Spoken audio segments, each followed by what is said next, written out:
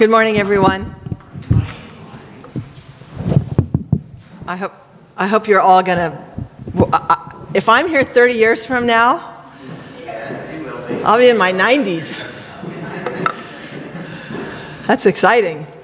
Anyway, I hope we don't have to wait 30 years, but I just want to give a special shout out. Koki's in the house. Sorry, Koki, go put you on the spot there. You don't have to sit up, but I turned around to go back and say something, and I was so surprised because I thought we had said goodbye to Koki a number of months ago, and then he's back here. So, and a special friend of George and my friend, also Christina, is in the house. Christina, you can just wave. She's wonderful.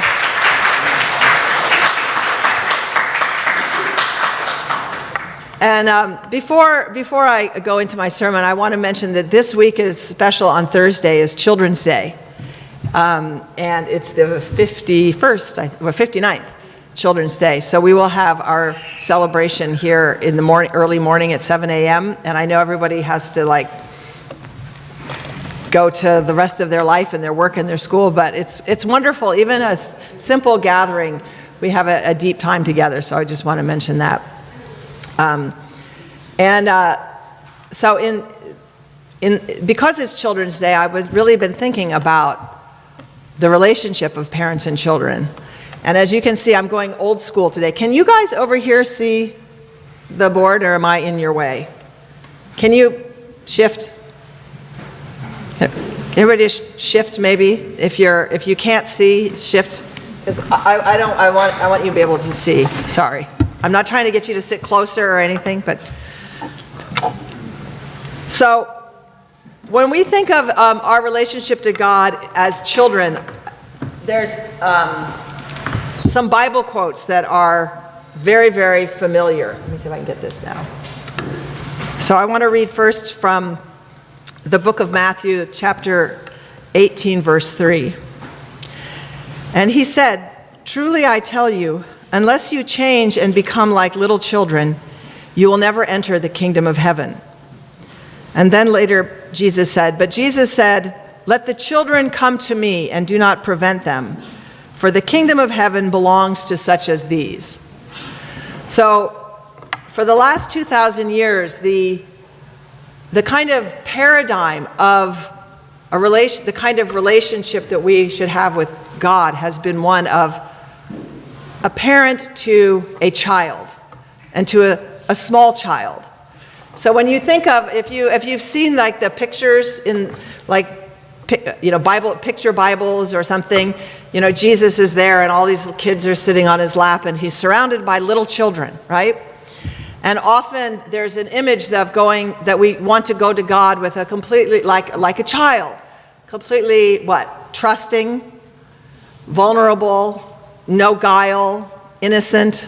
Those are some of the words that we associate with a child's relationship with its parent. Does anybody else have another word besides what I gave that when you think about small children and their parents? Trusting. Did I say trusting? I said trusting. Humble. But I think that trust, that trusting is vulnerable. And that's been kind of the paradigm of the relationship between God and humanity, is like a parent and a small child. And I had the occasion a few weeks ago when we had this special seminar on the preparing for the blessing, and I had a conversation after it was over with our sister Hiroko, and I asked her, how did you enjoy that weekend? And she goes, "It was great." She said, "But I realized I don't know my daughter." Her daughter's already graduated from college, right? And I said, "Hiroko-san, you know your daughter, but you know Reika, but you know high school Reika, or maybe middle school Reika. Your relationship is with Reika as a high schooler or as a middle schooler." And she went, "Yeah, that's right." And I started to think in that conversation about Who can guess what this chart is? All of you hardened unificationists here. 3 stages of growth. Okay, and I just want, for any young people, this is a trigger warning. This is going to be different than your normal 3 stages of growth lecture, okay? So if you're starting to like fade away, please like get ready to hear something hopefully a little different, right? So the principle talks about the 3 stages of growth and that things go through a growing period, right? What's the first one? We're going to be interactive here today. That's a formation stage, growth stage, and a completion stage. And everything goes through, there's the plant and goes up and grows and then finally becomes, oh wait, let me draw this. But finally becomes a tree, right? It goes through like the germination period. It goes through the period of growth. And everything in the world goes through a period of growth. All of creation, human beings. And it's all pretty much automatic, right? If you put a seed in the ground and a certain amount of nourishment, it's going to grow. One of the insights of divine principle is that this works in everything in the physical world, including our physical body. It's amazing the difference between people, their size, their shape, but basically they eat food, you get some water, you get some exercise, your body grows. But the difference has to do with our personality and our heart. That does not grow automatically, right? So the principle explains that we have to go, that roughly as we grow through, the human being should go through this growing period.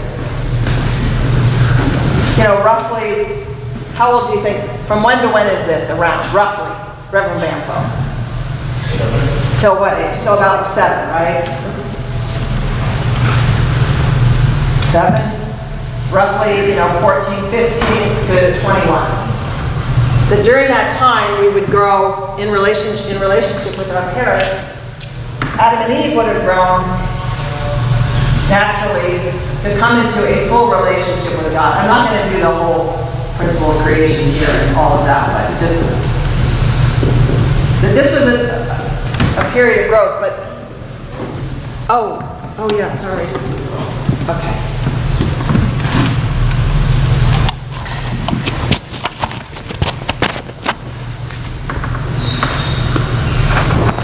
Okay, is that better?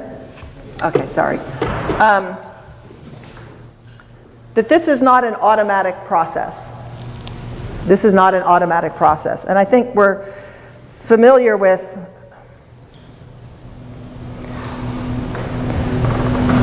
in the divine principle, it says all phenomenon occurring in the universe bear fruit only over the lapse of a certain period of time.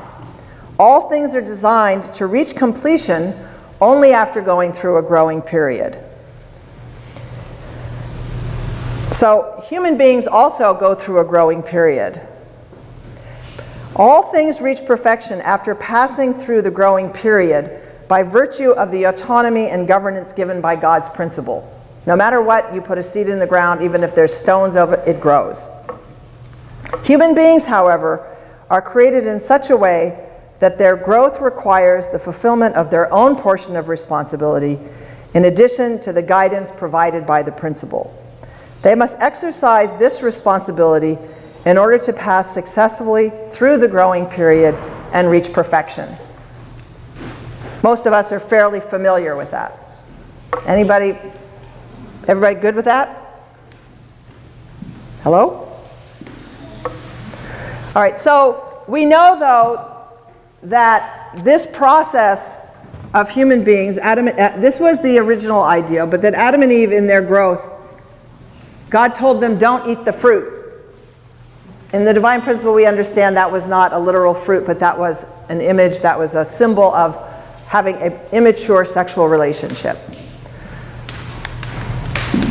So our understanding is somewhere around the top of the growth stage, meaning in their mid-teens, mid to late teens, Adam and Eve ate the fruit and fell away from God.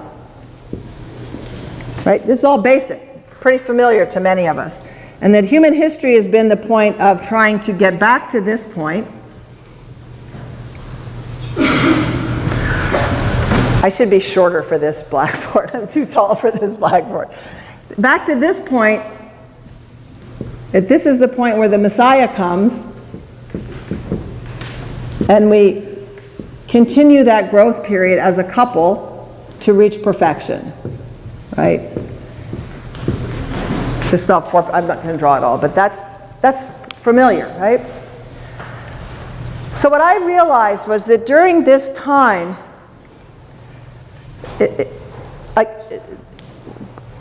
we understand from the principle that God gave us the freedom because he wants a relationship of love, right? You can't have a relationship of love with a robot.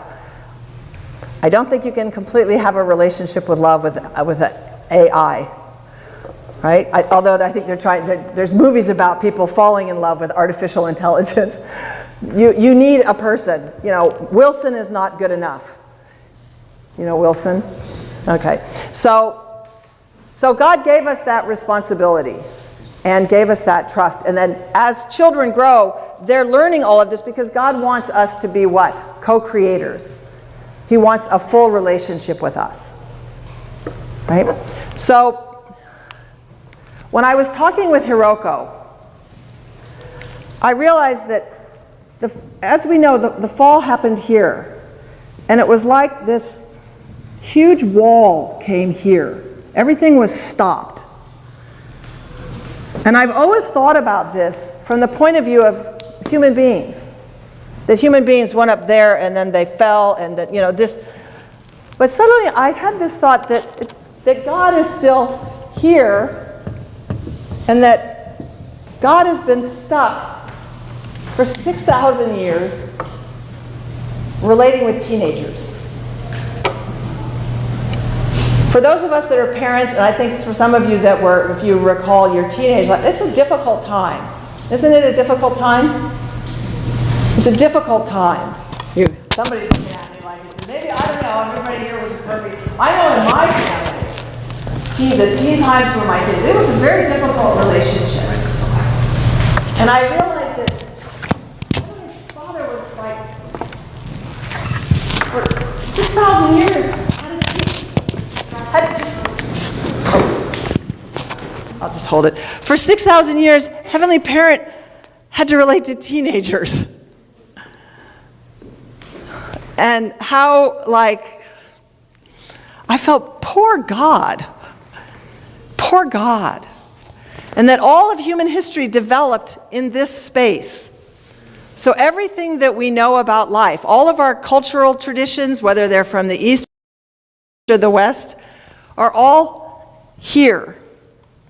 And that this is why when Jesus spoke about you can only come to the Father by being like a child, it's because of this. But I thought, don't you think Heavenly Father wants to relate to us not just as 7-year-olds? Doesn't he want an intimate relationship with us as adults? An intimate relationship with us as adults? And yet God has been blocked by being kind of stuck there.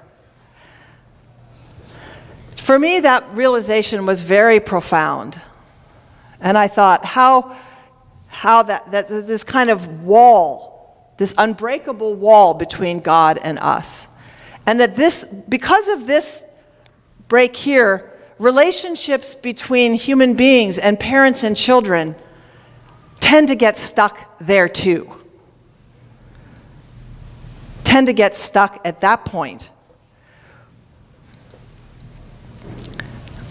You know, often in America now, kids go to college at what age? 18, right?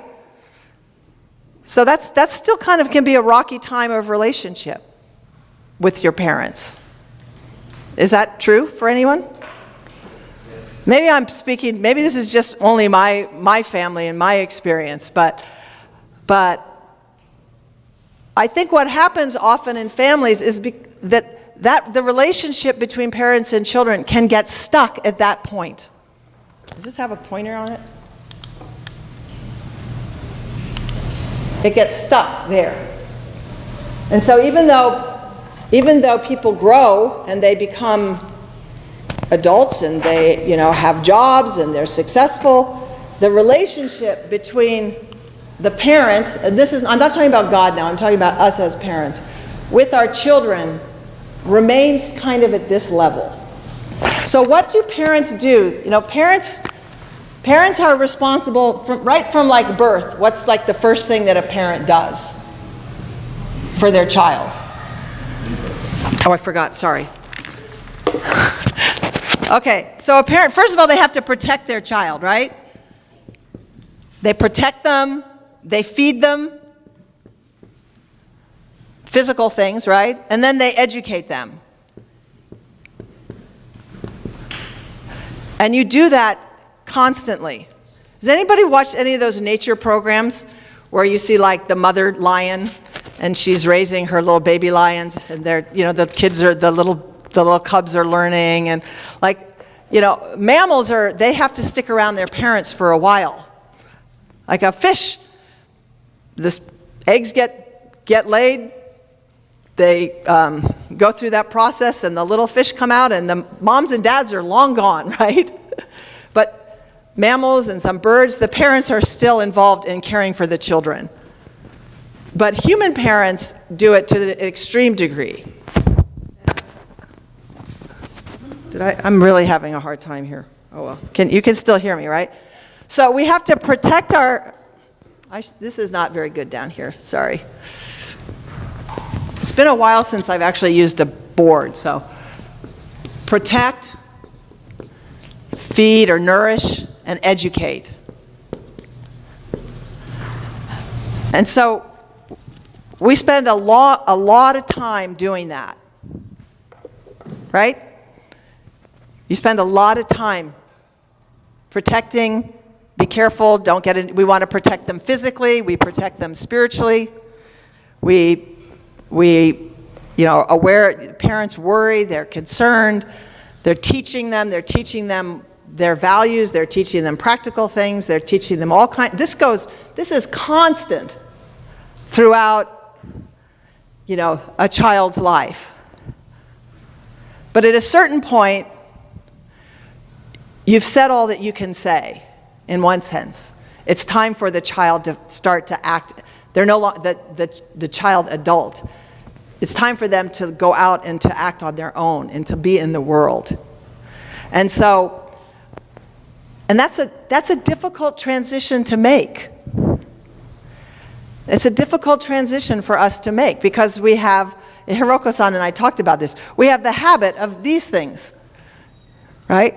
We have the habit of these things, but at a certain point, it's like you kind of have to back off a little bit and let our children find their way themselves and figure out how to, it's not so much just about protecting.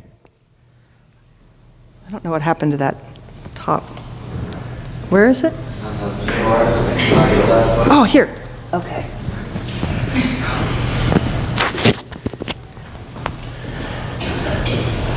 So during this time also, a child should be receiving what from their parents in addition to protection, food, and education?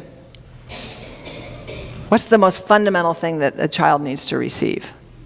Love. Unconditional love. But how easily we say unconditional love, but because the fall happened here, we never actually experienced that. Nobody and no family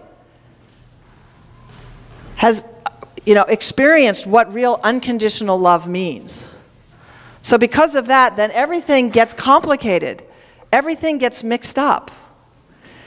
And I think it's so hard for God because God is, suffering with the parents as well. So,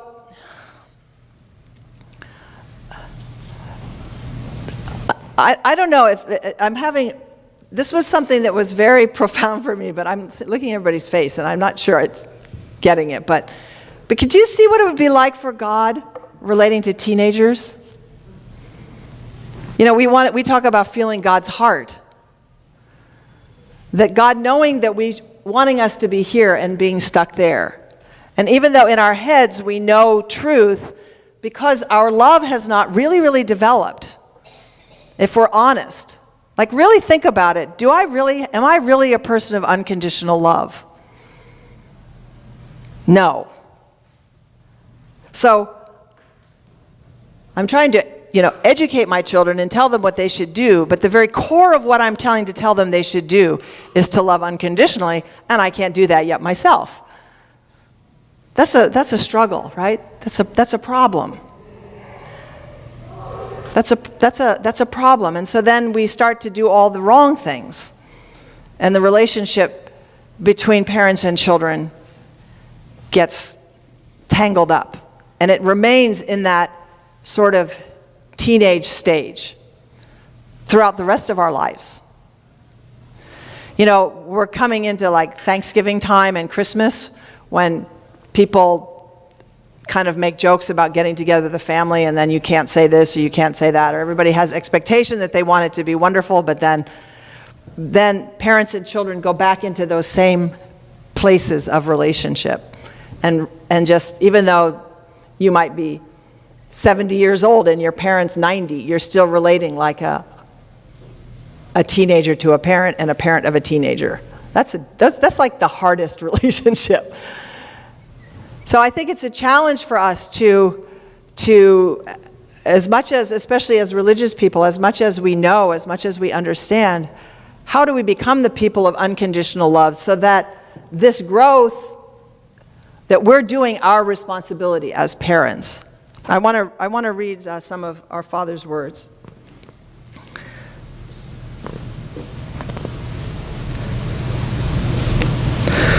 So because this was, I was thinking about Children's Day, I thought, let me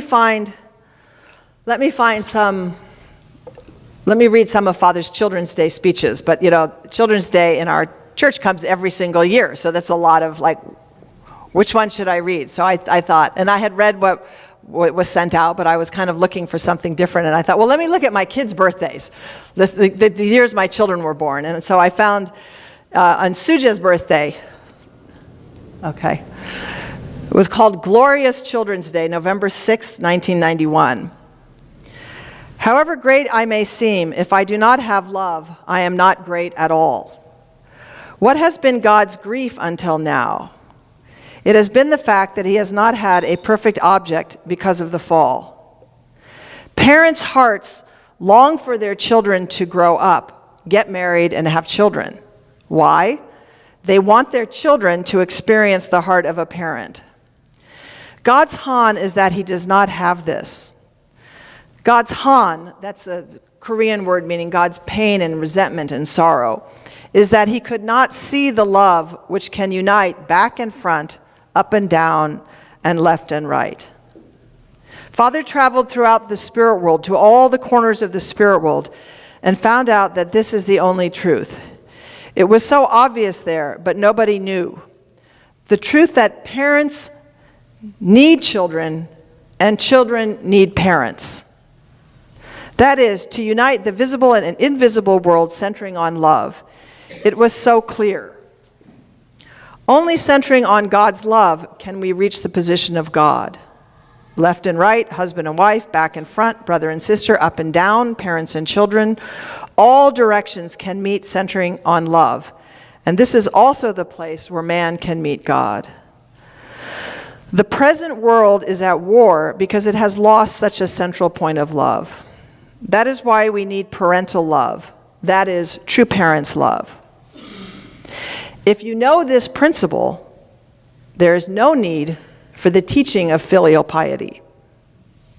There is no need for the teaching of religion. So all we need to do is understand and realize this principle and learn this kind of true love. If all mankind knows this, there will be no war and no fighting in human society. So at this time, our challenge as parents is to love in such a way that the natural response of our children is to want to be with us. to listen to us. I think sometimes for us, for religious people, this side gets kind of heavy, and then it becomes hard for kids to want to listen. But I found that when I really try to think, how unconditional is God? How unconditional is God?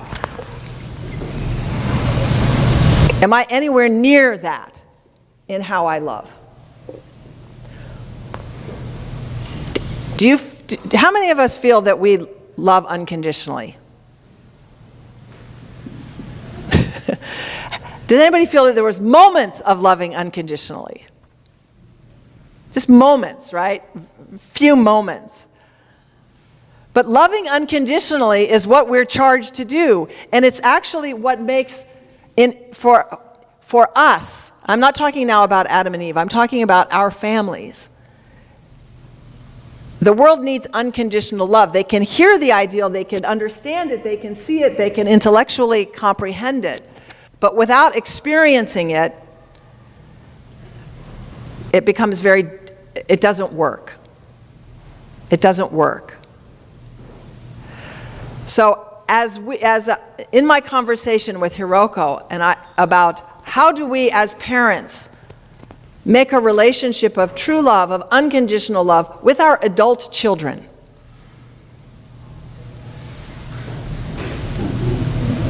That's a hard question, right? Young people in this room, this sermon is more for the elders here, but it's really hard. How do you find a common base with a child who's doing things that you see no value in from your point of view? I have to talk with my daughter about what's, some of you first gen will probably not even know what this is, but there's a whole school of relationship called polyamorous relationships. The young people here, you've heard of this? Okay.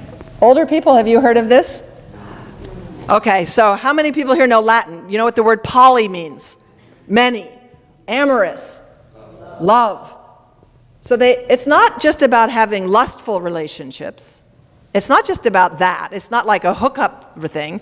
It's people are very intentional in their thinking that I need more than one person to fulfill my needs, and I need to experience loving more than one person. They have a whole philosophy. There's books about this.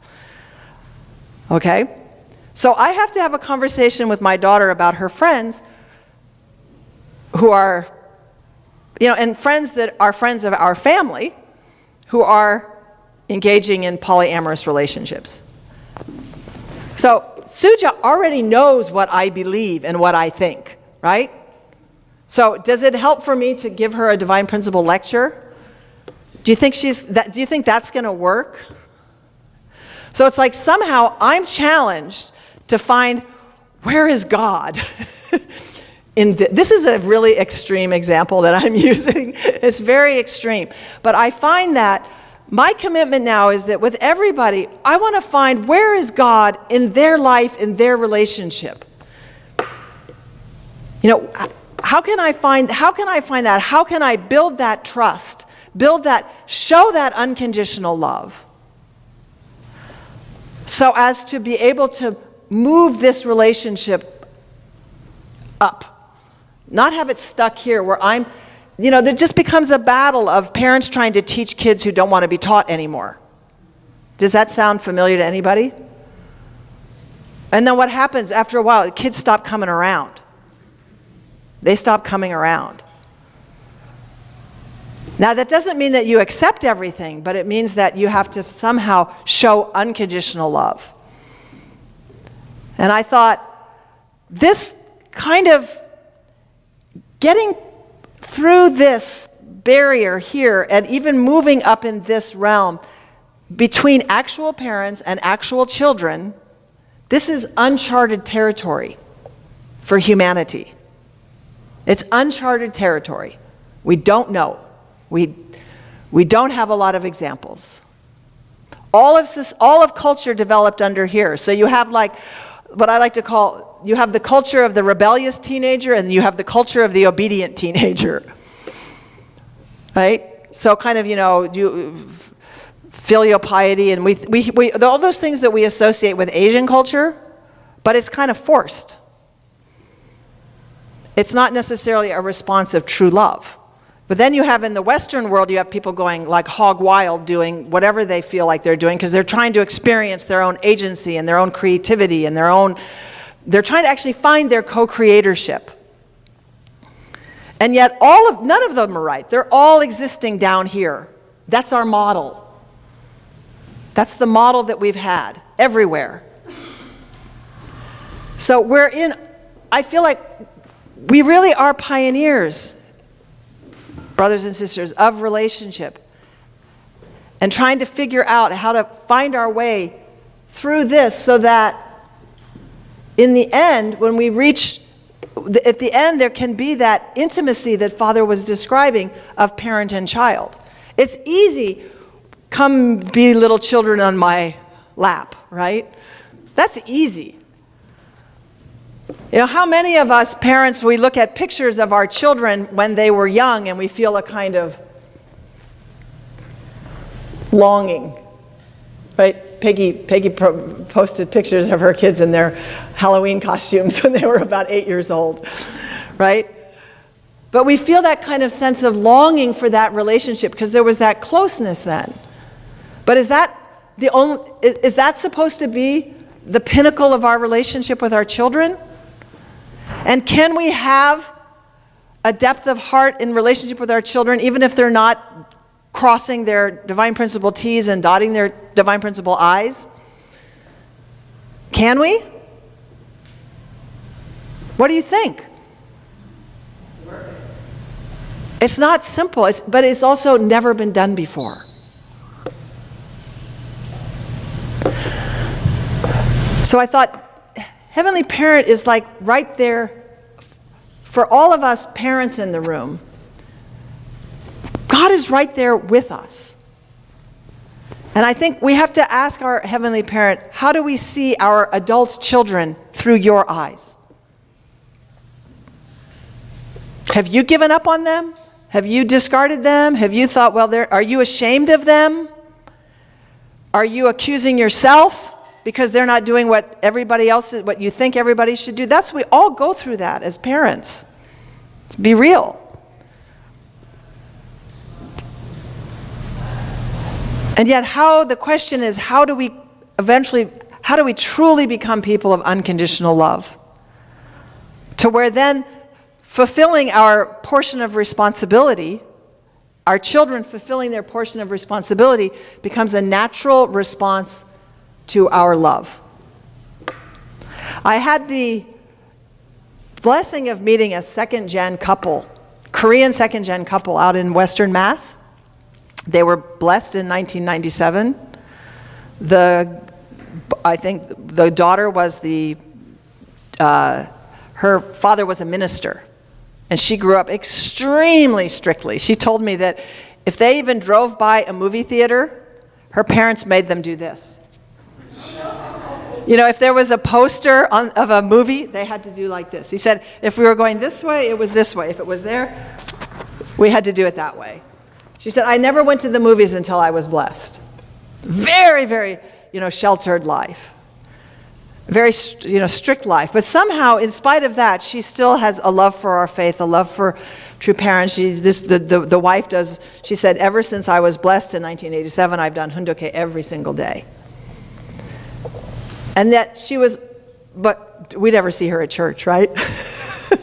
But she was explaining to me even she and her husband's heart towards their children and how much love and respect they have for their children, for the godliness, the God in their children. And she gave me an example of when the kids were like maybe a little bit older and they were thinking about having a third child. They asked their children, should we have a child? Do you want another brother or sister?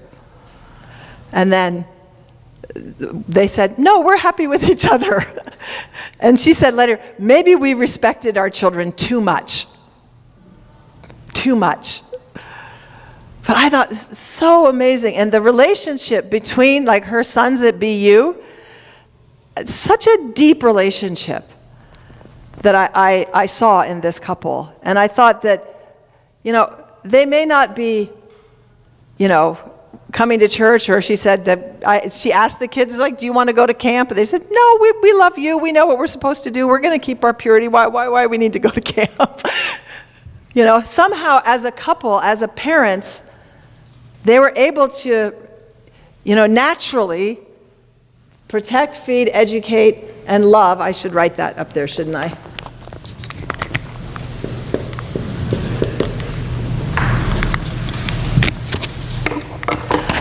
And love their children, so that the natural response of their children is to follow their example, because it's an example of integrity. It's a real example. And but the wonderful thing about this growing period is that nobody does it perfectly. How many children learn to walk on the first try? They don't, right? Can you, everybody think imagine in their head, like, how little children, then they fall down on their bottoms, that kind of, boom, they fall down, and then they try, and they fall down. So I think this period of growth, it's even if we've made serious mistakes as parents and serious mistakes as children, that's not the end of things. That relationship, that give and take, that unconditional love, that can be activated at any moment. At any moment. And the relationship between the parent and child, God can be there. God can be present in that relationship. And so I thought, how grateful God must be to us that we are trying to figure this out. We feel like, we're not enough, or we failed, or this is, there's so many problems. But I think our Heavenly Parent just feels like, wow, you guys are amazing. You're trying to do something that nobody's done before. And you only have a kind of words and some kind of example, but the culture doesn't enforce our culture does not reinforce unconditional love, right? Our culture, even ways that we, want to correct people that we think is love, is oftentimes coming from our own. It's not coming from a place of unconditional love. So, I just want to encourage us, because many of our families are they're at this stage where their children aren't children anymore, and that we want to have an intimacy with our kids that's not just a 7-year-old on their parents' lap. But how many of us have that? How many of us really have that kind of close skin touch relationship of parent and child? And I think even the kids in the room long for that. Every child wants to feel close to their parents, but that relationship changes and it grows. And I think as we approach Children's Day, we can look at ourselves as parents and take stock of ourselves as how unconditionally have not just we can think of ourselves as children to God, but also of our own children. What can we do to make our relationship with our own children one where our children can experience God in their relationship with us? And we can experience God's love in our relationship with our children, our adult children. It's never been done before. Think about it. It's never really been done before because all of human history was down here. So turn to somebody next to you and go, I don't know, keep going. Hang in there. Don't give up. And I want to challenge our parents to try to, make common bases with our kids. I recently friend requested this second gen who was starting off her life as a tattoo artist. Now, first gen, how many of you, raise your hand, think that getting tattoos is a great thing? Any first gen? Don't think so, right? No way. No way. We don't like it, right? But what do we do if a child, that's their passion? Somehow, how do we, can we make a common base with a tattoo artist? Can we make a common base with a polyamorous advocate, relationship advocate? Can we make a common base? Not to come down to their level, but to be able to create a relationship so that then growth can occur. Am I making any sense? Or do you think I'm nuts? How many people here think I'm like, Pastor Catherine's gone off the deep end? Makes sense while being nuts. Okay.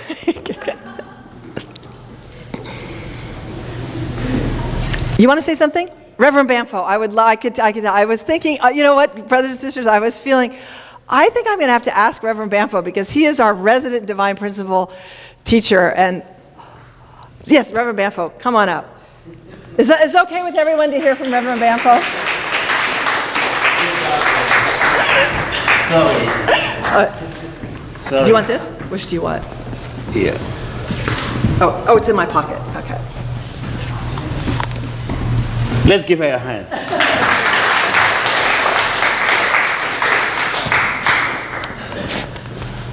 This is an amazing topic. Is it okay?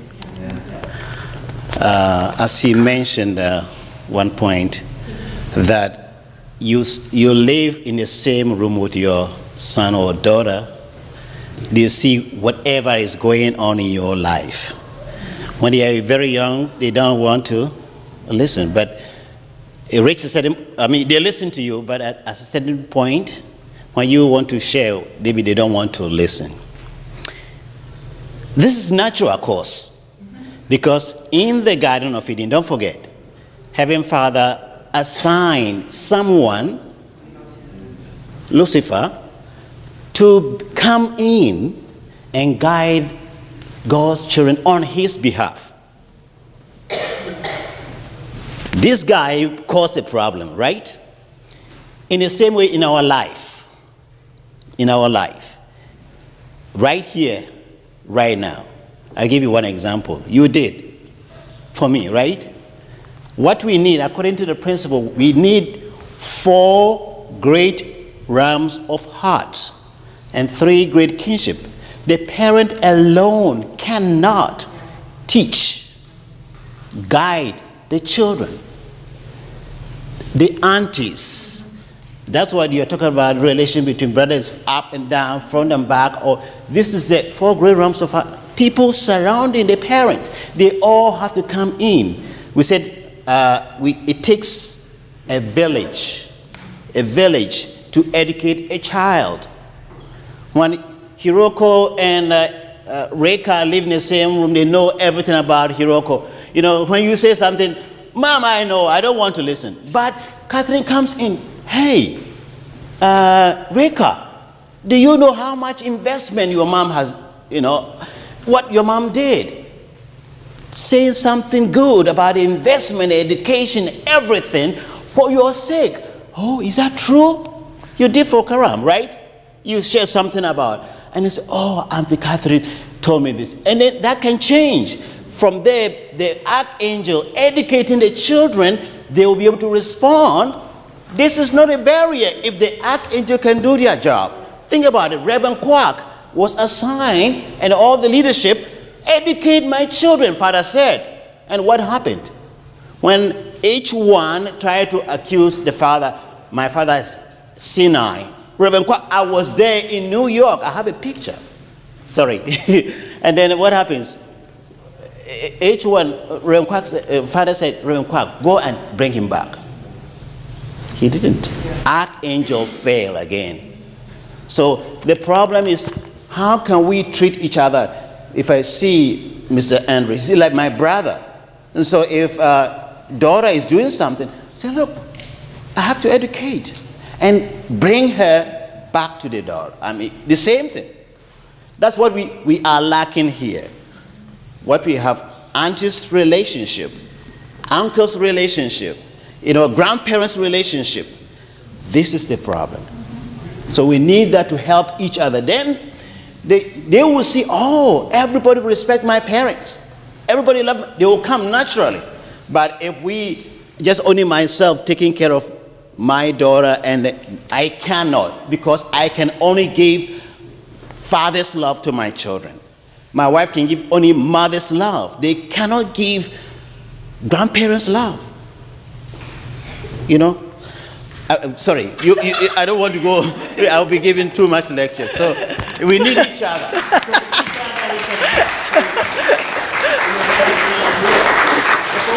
Thank you, Reverend Banfo. I think also it works also in reverse, that we also need to sometimes testify to the parents about how wonderful their children are. Exactly.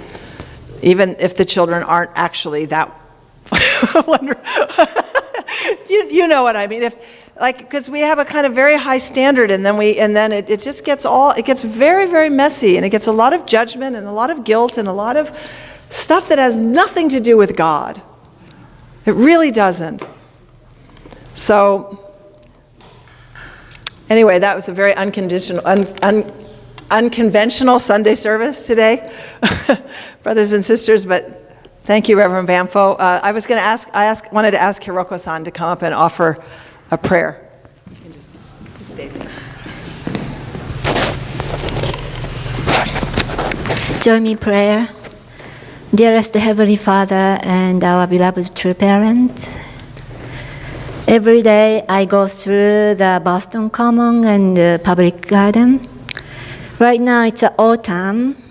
So many red, beautiful leaves proudly show their existence in front of Heavenly Parents.